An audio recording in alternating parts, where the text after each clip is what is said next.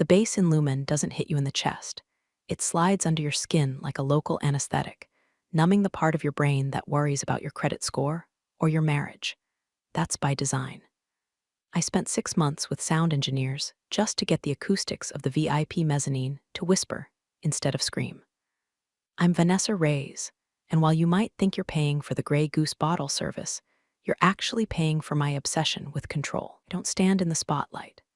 I stand in the shadows behind the DJ booth or in the tinted glass office overlooking the floor, watching the ecosystem I built eat money and spit out dopamine. It was 11:42 p.m. on a Friday. The floor was at 70% capacity, a swaying ocean of linen suits, silk dresses, and enough filler injections to float a battleship. I was leaning against the back bar of the Diamond Room, the invite-only sector, sipping a club soda with a splash of bitters. My eyes were scanning the room, checking the flow. The waitresses, my sirens, were moving with that synchronized grace I drill into them during Tuesday afternoon trainings. Everything was perfect. Everything was a well-oiled machine of luxury and vice. If you enjoy stories about people getting exactly what they deserve, go ahead and hit subscribe, because trust me, we're about to deconstruct an ego the size of South Beach. I saw him, the glitch, Chase. He was sitting in booth 4, the prime real estate right next to the balcony rail. He shouldn't have been there. Booth 4 is reserved for people who own islands or record labels, not for 26-year-old influencers whose primary source of income is their father's trust fund and promo codes for teeth whitening strips. But there he was, standing on the Italian leather banquette, shoes on the upholstery, strike one, holding a phone attached to a ring light that was blinding the guests at the next table. He looked like a parody of Miami Vice. He was wearing sunglasses indoors, a shirt unbuttoned to his navel to show off a chest tattoo that I'm pretty sure was a lion wearing a crown, groundbreaking, and he was screaming. I couldn't hear the words over the deep house set, but I could read the body language. He was performing. He was gesturing wildly, pointing at the bottle girls, grabbing a passing server by the arm to pull her into his frame. I felt a muscle twitch under my left eye. "Jackson," I said into the comms piece discreetly tucked behind my ear. "Go for Jackson," the voice of my head of security crackled back. Jackson is 6'5" of calm, terrifying muscle.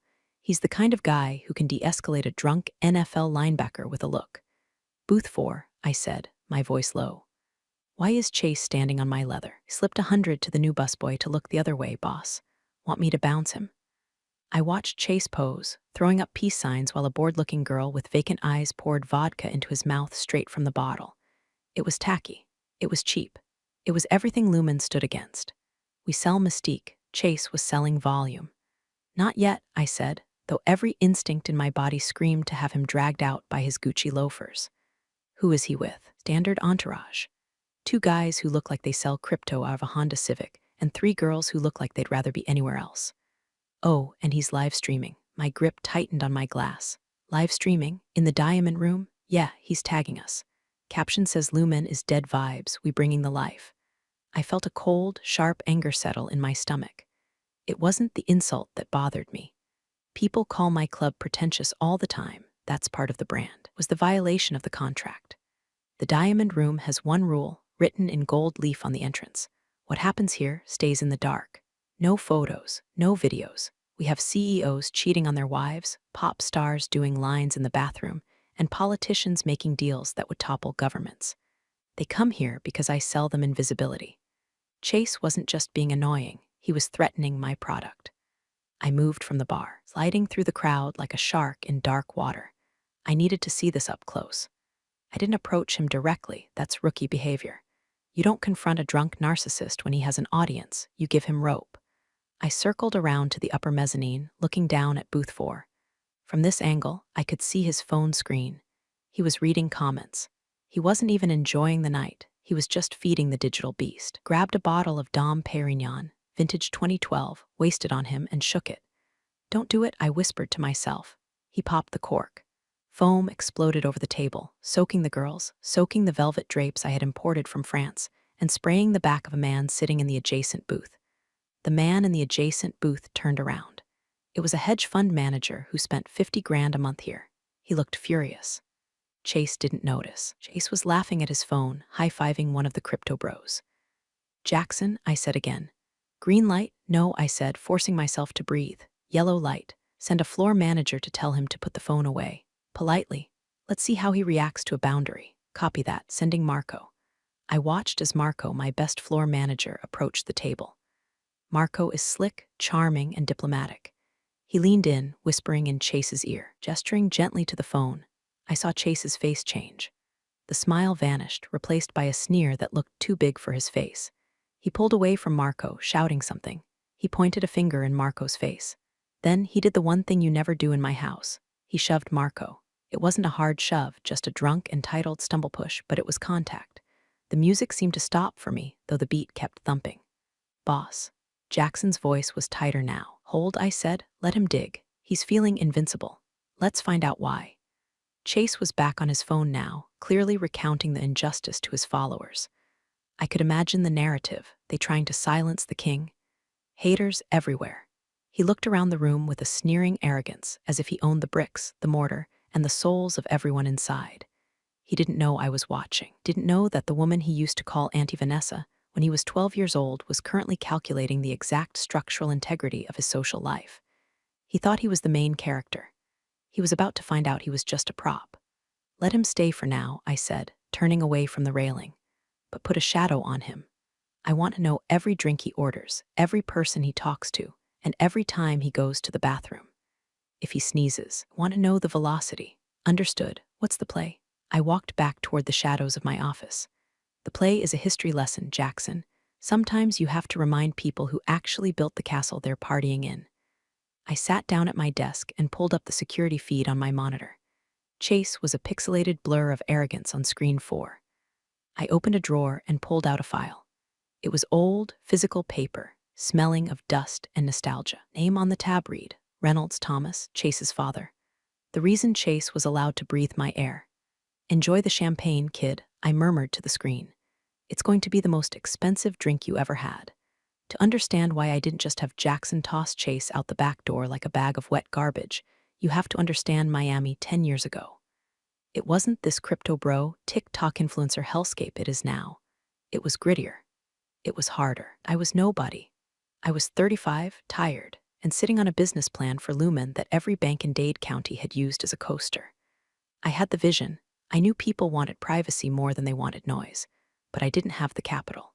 I was a woman in a nightlife industry run by men who thought branding meant slapping a neon sign on a warehouse and selling watered-down vodka.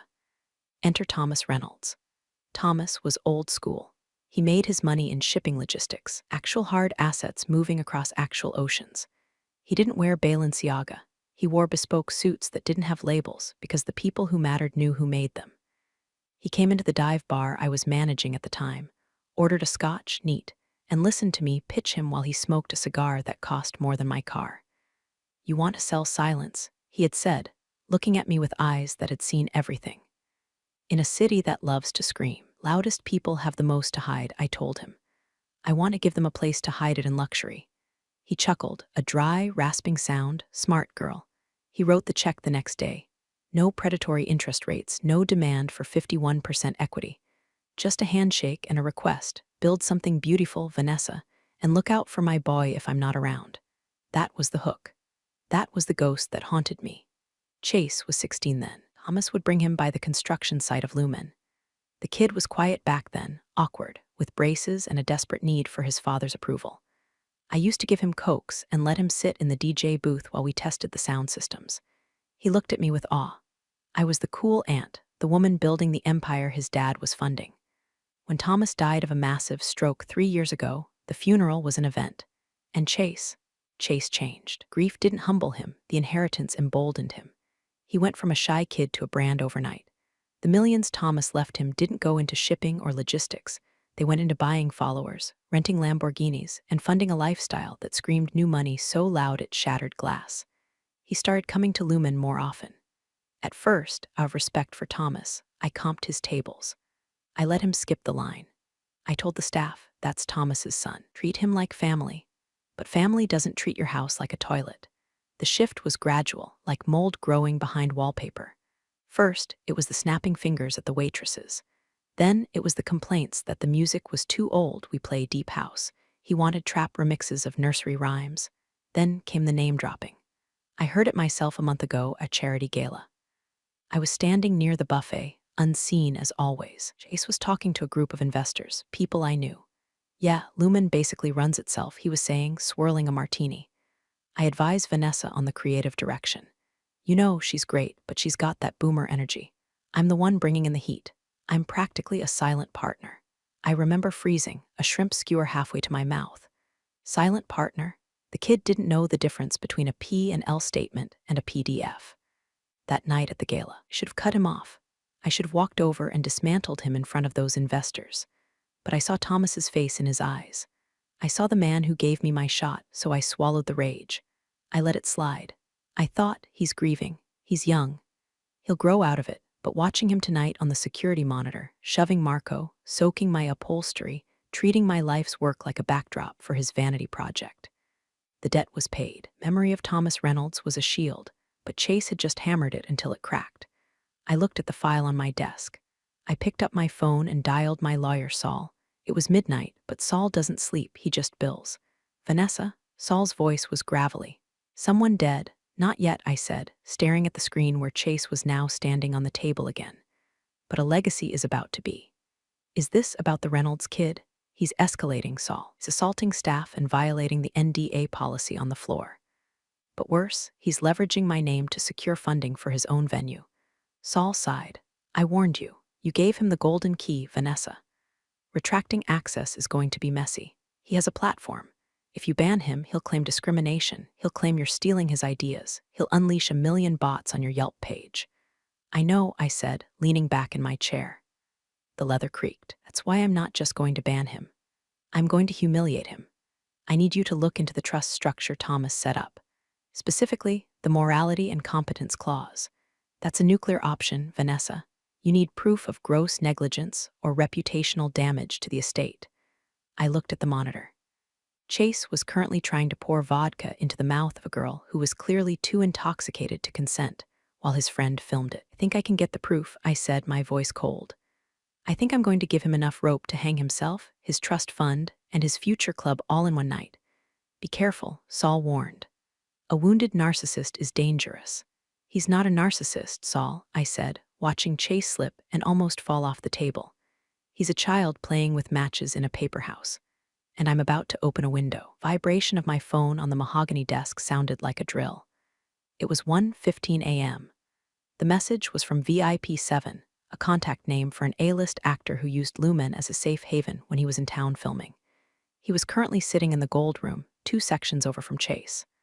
I opened the text. No words, just a screen recording. It was an Instagram live. Chase's account. The angle was shaky, zooming in past his own sweating face, past the sparklers on his bottles, directly into the dimly lit corner of the gold room. The caption read, "Look who's cheating on his diet and his wife. Lol#Lumen# exposed." In the grainy footage, you could clearly see VIP7 holding hands with a woman who was definitely not his very famous, very litigious wife. My blood ran cold. This wasn't just a violation, this was a lawsuit. This was the end of Lumen's reputation.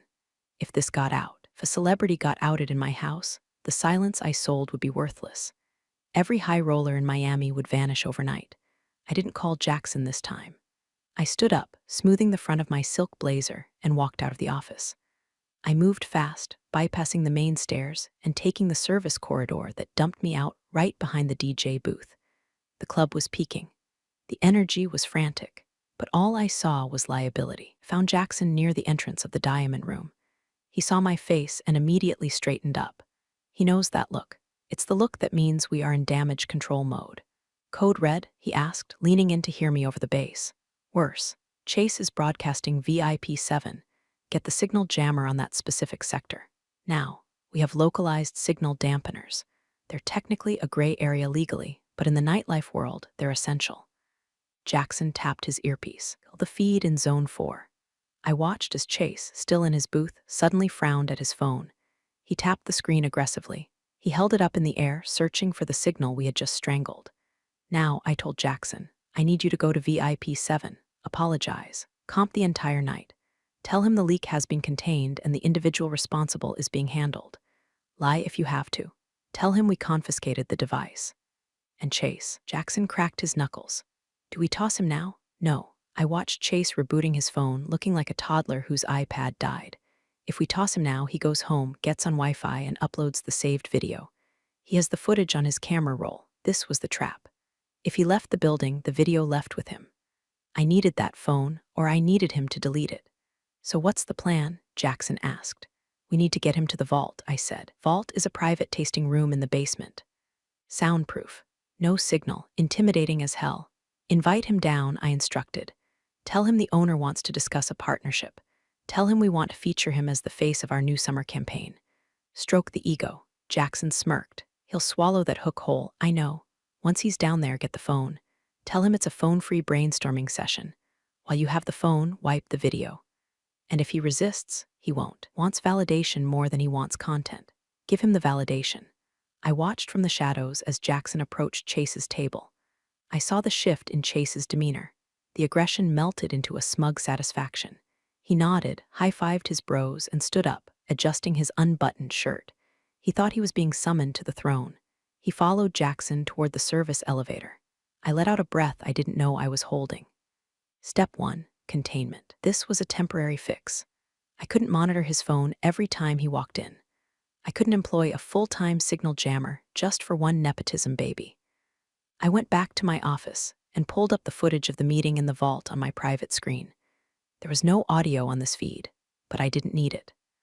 I watched Chase hand over his phone to Jackson, laughing, probably making a joke about how he knew this day would come. Jackson placed the phone in a Faraday bag on the table, standard protocol for high-level meetings, and proceeded to negotiate. I knew Jackson was currently feeding him a line of bullshit about a Lumen ambassador program. I watched Chase nodding, gesturing, talking about himself. He had no idea that while they spoke, my tech guy, who had entered the room as a waiter to collect the phone for security tagging, was currently scrubbing the metadata and the recent files in the back room. 10 minutes later, the waiter returned the phone. Chase didn't even check it. He shook Jackson's hand and left the room, looking like he'd just conquered Rome. He went back up to the party. I sat in the dark. I had saved the night. VIP 7 was safe. The brand was safe. For tonight. But Chase had crossed the line from nuisance to predator. He had hunted my guests for clout. I looked at the calendar on my wall. Next Friday was the Eclipse event. Our quarterly rebrand party, the most exclusive night of the season. Okay, Chase, I whispered. You want to be a partner? You want to be a player? Let's see how you play when the game is rigged. I pulled a fresh notepad toward me. At the top, I wrote Operation Blacklist. Underneath, I wrote 3 things. 1. The setup, the invitation. 2. The audience, the silent partner. 3. Execution, the ban. I wasn't just going to kick him out. I was going to make sure that by the time he left, he didn't have a name to drop anymore. In Miami, the most powerful word isn't yes. It's no. No creates desire. No builds value. If you tell a man like Chase he can't have something, he will burn down his own house trying to get it. The Eclipse event was designed to be a fortress of no. I spent the week curating the guest list with the precision of a surgeon. 200 people. No plus ones.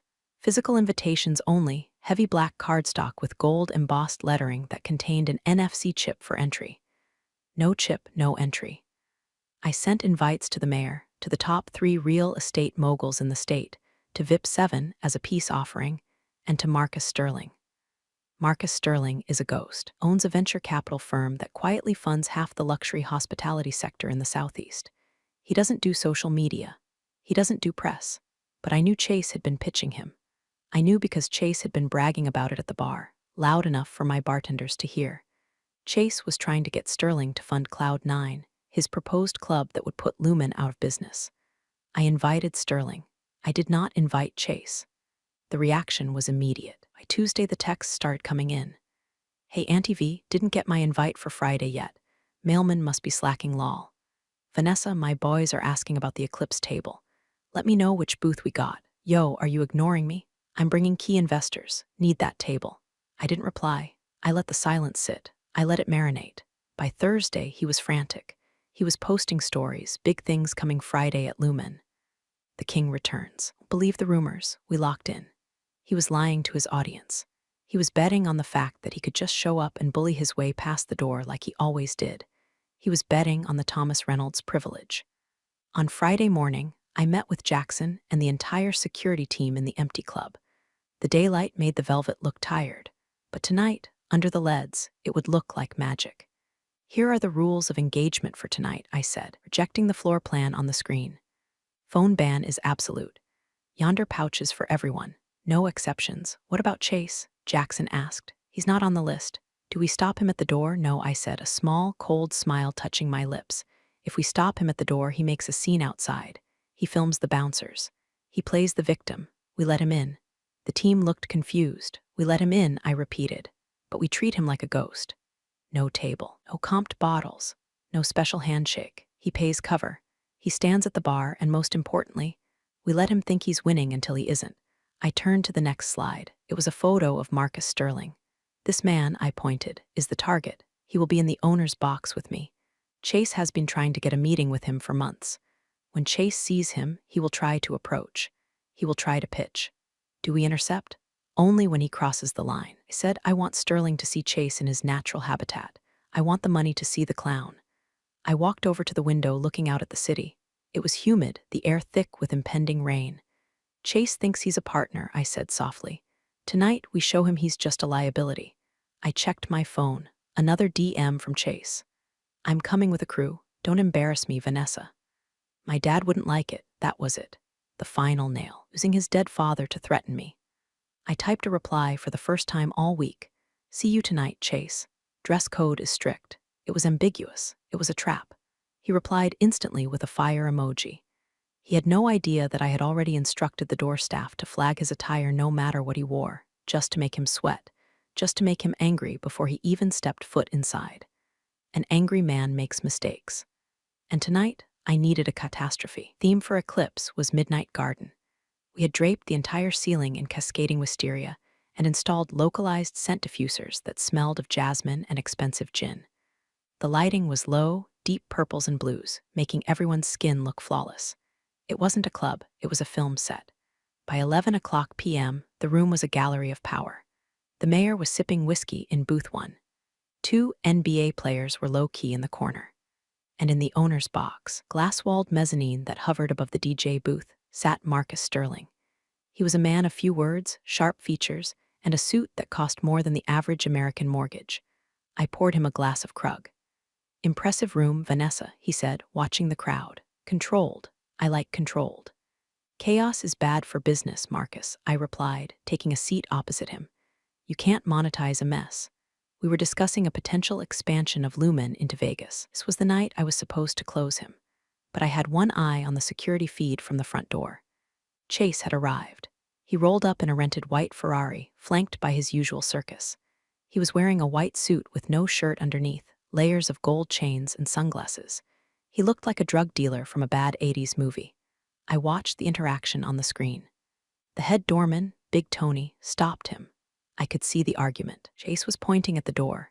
Tony was shaking his head. Chase pointed at his phone. Tony crossed his arms. Problem? Marcus asked, noticing my distraction. Just a minor variable, I said, testing the filters. I tapped my comms. Let him simmer for 2 more minutes, Tony. Then let him in. But make him check the phone, no pouches. He checks it at the coat check. Physically. He's gonna flip, boss. Let him flip. He needs to enter the room agitated. I watched Chase scream at Tony. I saw him shove his phone into the hands of the coat check girl with enough force that she flinched. He was fuming. He stormed past the velvet rope, adjusting his jacket, trying to regain his composure. He entered the main room. The transition from the humidity outside to the cool, jasmine-scented air of the club usually relaxes people. Not Chase. He was vibrating with adrenaline and rage. He scanned the room, looking for his usual table, booth 4. But booth 4 was occupied by the NBA players. I saw the confusion on his face. He grabbed a passing server, one of my best girls, Alina. He barked something at her. She politely shook her head and pointed to the bar, general admission. The insult landed. I saw his jaw clench even from 50 feet away. He had been relegated to the standing room-only peasants. He pushed his way to the bar, ordering shots, was drinking fast, too fast. He was looking around, desperate for eyes on him, but without his phone, he couldn't perform for the internet. He had to perform for the room, and the room wasn't looking. Then he looked up. He saw the owner's box. He saw the glass, and he saw Marcus Sterling. I saw the recognition dawn on him. He grabbed his friend's arm and pointed. He smoothed his hair. He checked his reflection in a brass pillar. "Here we go," I murmured. "What?" Marcus asked. "Marcus," I said, leaning in. "There's someone who might try to say hello. The son of my former partner. He's enthusiastic. He has some ideas about a club he wants you to fund." Marcus raised an eyebrow. "The Cloud9 kid? I've seen the pitch deck. It was written in Comic Sans. That's him. He's about to try to crash the box. Shall I have security stop him?" "No," I said, my voice smooth as silk. "I want you to meet him. I want you to see exactly who you'd be in business with." Marcus looked at me, then down at Chase, who was now pushing his way toward the stairs that led to the VIP mezzanine. "You're up to something, Vanessa." "I'm just clarifying the market, Marcus." Chase reached the bottom of the stairs. The guard there, instructed by me, stepped aside. Chase ascended. He thought he was walking up the stairway to heaven. He was walking to the gallows. Door to the owner's box is heavy soundproof glass. When Chase pushed it open, the thumping bass of the club was instantly cut to a dull thud, replaced by the quiet hum of the air conditioning and the clink of crystal. He burst in like a grenade. "Vanessa," he shouted, throwing his arms out. "What is this? Why is my table taken? Do you know who I brought? I got the guys from." He stopped. He saw Marcus Sterling sitting on the velvet sofa, legs crossed, holding a flute of champagne. Chase's entire demeanor shifted. It was like watching a chameleon try to change colors on a strobe light. The rage mask fell, replaced by a greasy, desperate charm. "Oh wow," Chase said, stepping fully into the room, uninvited. "Mr. Sterling, Marcus, wow, I didn't know you were. I mean, I'm Chase. Chase Reynolds, we emailed." He extended a hand. His palm was sweaty. I could see the sheen of it under the track lighting. Marcus didn't stand. He didn't smile. He looked at the hand, then looked at Chase's face. He took a slow sip of his drink. "I remember the email, Mr. Reynolds. It had a lot of exclamation points." Chase laughed, a loud, nervous bark. "Yeah, well, passion, right? That's what I bring. Passion, energy." He looked at me, his eyes narrowing slightly. Unlike some people who like to keep things sleepy. He sat down. He sat down next to Marcus Sterling, uninvited, the vintage velvet sofa. He sat so close their knees almost touched. I didn't speak, I just watched. I swirled the ice in my glass, so Chase said, leaning in, invading Marcus's personal space. "What do you think of Lumen? Cute, right? A little dated. My dad built this place, you know. Back when this style was cool. But Cloud9, bro, Cloud9 is gonna be the future. I'm talking NFTs on the walls, crypto payments only, metaverse integration." "Metaverse?" Marcus repeated, his voice flat. "Exactly. Vanessa here," Chase gestured to me with a thumb like I was a piece of furniture. "She doesn't get it. She's stuck in the 2010s. She thinks people want privacy. Bro, people want to be seen, they want to be famous." He reached for the bottle of Krug on the table. "My bottle." He poured himself a glass, spilling a little on the lacquer table. He didn't wipe it up. "Chase," I said, my voice quiet. "You're interrupting a meeting." Spun on me, the alcohol and the proximity to money emboldening him. "Oh, come on, Nessie. Don't be a buzzkill. I'm just talking business. You're always so uptight. Maybe if you loosened up, you wouldn't be sitting up here alone all the time." He turned back to Marcus, dropping his voice to a conspiratorial whisper, explicitly ignoring me now. "See, that's the problem with female owners," he said, winking. "Too emotional. Too attached to the vibe. You need a killer. You need a guy who knows how to hunt." The air in the room seemed to drop 10 degrees. Marcus slowly set his glass down. He looked at Chase with the kind of look a scientist gives a fascinating, disgusting insect. "You think Vanessa is emotional?" Marcus asked. "I mean, look at her," Chase laughed, gesturing at me. "She's upset because I took a drink. It's small thinking. I'm a big picture guy." Chase leaned back, spreading his arms, putting his muddy loafers on the edge of the coffee table. "You fund me, Marcus, and I'll put this place out of business in 6 months. I'll crush her. No offense, Vanessa, just business." He grinned. He thought he had crushed it. He thought he was displaying alpha dominance. I looked at Marcus. Marcus looked at me. A tiny, almost imperceptible nod passed between us.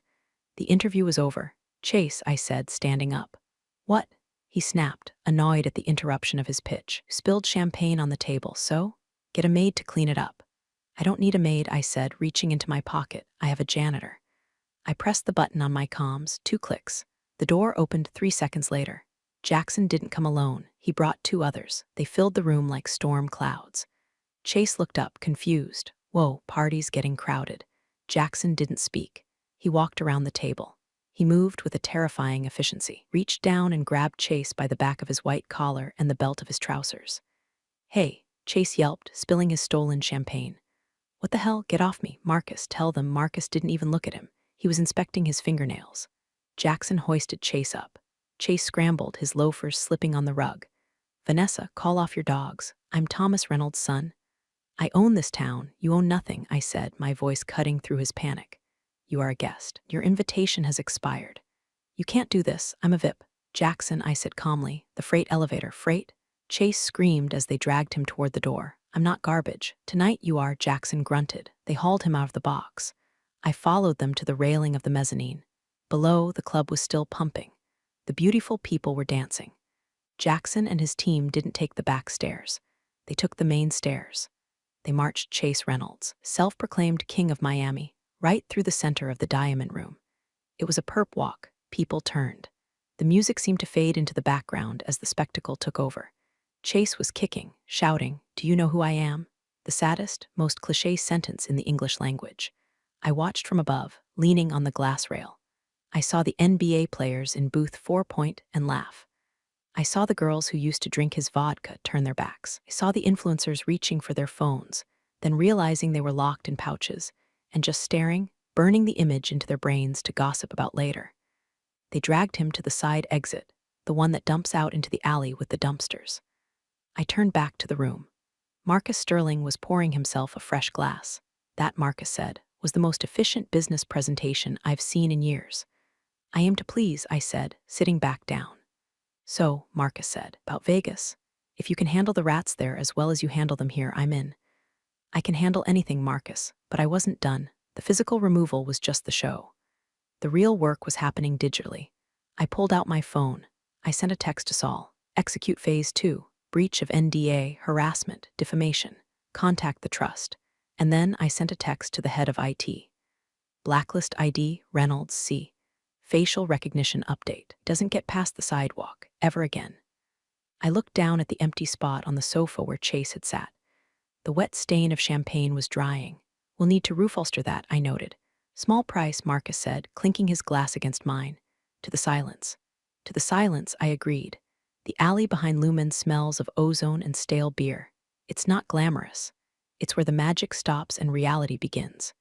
Chase was thrown, literally thrown, onto the asphalt. His white suit was ruined. He scrambled up, screaming at the steel door that had just slammed shut in his face. You're dead, Vanessa. You're done. He ran to the front of the club, to the coat check window that opens to the street. Give me my phone. Give me my damn phone. The girl handed it to him, looking terrified. He snatched it. His hands were shaking. I'm gonna ruin her. I'm gonna burn it down. Watch this. He unlocked his phone. He went to Instagram. He hit live. Error. Account suspended. He blinked. He tapped it again. Your account has been suspended for repeated violations of community guidelines and intellectual property reports. What? He whispered. He went to TikTok. Account locked. He went to Twitter. Suspended. He didn't know that for the last 3 hours, my legal team had been filing mass reports for every single unauthorized video he had taken inside Lumen over the last year. Every face he showed without consent, every copyrighted song in the background, every defamatory caption. We flooded the platforms. We triggered the bots. He was digitally erased. No, he stammered, pacing on the sidewalk. The line of people waiting to get in, people who used to beg for his attention, were ignoring him. He was just a crazy guy in a dirty suit screaming at a phone. Then his email pinged. It wasn't a social media notification. It was a legal notice from the law offices of Saul Goodman and Asok. Acting for the Thomas Reynolds Estate Trust, subject. Notice of violation of morality clause / suspension of stipend. He froze. The email detailed, with timestamps and attached affidavits from my staff, instances of assault, the shove, substance abuse on premises, and gross reputational damage to the Reynolds legacy. Effective immediately. Monthly disbursement from the Reynolds Trust is suspended pending a competency hearing. Access to the family capital fund is revoked. The tap was turned off. Chase stood there, the humidity curling his hair, the sweat stinging his eyes. The white Ferrari at the curb, it was a lease. The suit, put on a credit card he paid off with the trust allowance. He looked at the club. He could hear the bass thumping through the walls. He was outside. And for the first time in his life, there was no golden key to get him back in. The door opened. He looked up, hopeful. Big Tony stepped out. He held a small, laminated card. It was a photo of Chase from the security feed with a red band stamp across his face. Tony taped it to the podium where the bouncer stood. "Move along, kid," Tony said, his voice heavy with pity. "You're blocking the guests." Chase opened his mouth to scream, to threaten, to say something. But he looked at the line of people. We're laughing, not with him. At him. He turned and walked away. He didn't get in the Ferrari. He walked down the street into the dark, just another nobody in a city that eats nobodies for breakfast. 3 weeks later, the upholstery on the sofa in the owner's box had been replaced. The stain was gone. Lumen was quiet. It was a Tuesday afternoon, my favorite time. The cleaners were vacuuming the carpets, a rhythmic, soothing sound. The club smelled of lemon polish and potential. I sat at my desk, reviewing the P&L statement. The Vegas deal with Marcus Sterling was signed. Construction would begin in the fall. We were projecting a 200% ROI in the first year. Jackson knocked on the open door frame. "Package for you, boss." He handed me a thick envelope. It was hand-delivered, no postage. I recognized the handwriting. It was jagged, frantic. Chase. I felt a ghost of a pang in my chest. I remembered the 16-year-old boy drinking Coke in the DJ booth. I remembered the promise I made to Thomas. Look out for my boy. I had looked out for him. I had stopped him from destroying himself completely. I had stopped him from wasting the family fortune on a club that would have failed in a month. I had given him the greatest gift you can give a spoiled child: consequences. I didn't open the envelope, knew what was inside: an apology, a plea, a request to talk, maybe a threat. It didn't matter. Words are cheap. Actions are currency, and his account was overdrawn. "Burn it," I said, sliding the envelope back across the desk to Jackson. "Don't you want to read it?" "No," I said. "We don't look back, Jackson. We only look at the door." Jackson nodded, took the envelope, and left. I swiveled my chair to look at the monitors. The cameras cycled through the empty rooms. Main floor, the gold room, the diamond room, the vault. It was my kingdom. It was a fortress of silence in a noisy world. I opened the bottom drawer of my desk and pulled out a bottle of scotch, Thomas's brand. I poured 2 glasses, one for me, one for the empty chair opposite me. "I did it, Thomas," I whispered to the empty room. I saved the name. I kept the standard. I took a sip. It burned, warm and grounding. The phone on my desk buzzed. It was a text from Marcus. "Vegas blueprints are in. They want to know if we need a designated space for influencers." I smiled, a real smile. I typed back, "No, build higher walls, make the glass darker. We sell mystery. If they want to be seen, they can go to the circus." I hit send. I turned off the lights in the office. Below me, the staff was preparing for the night. The ice was being stocked. The lights were being tested. The bass was beginning to hum, heartbeat starting up again. The show goes on. The guest list is closed, and I am exactly where I belong, in the dark, in control. Places don't hand out justice memos, but somehow it always finds the right inbox. This story was proof that quiet moves beat loud egos every time. Thanks for listening. I'll see you next time.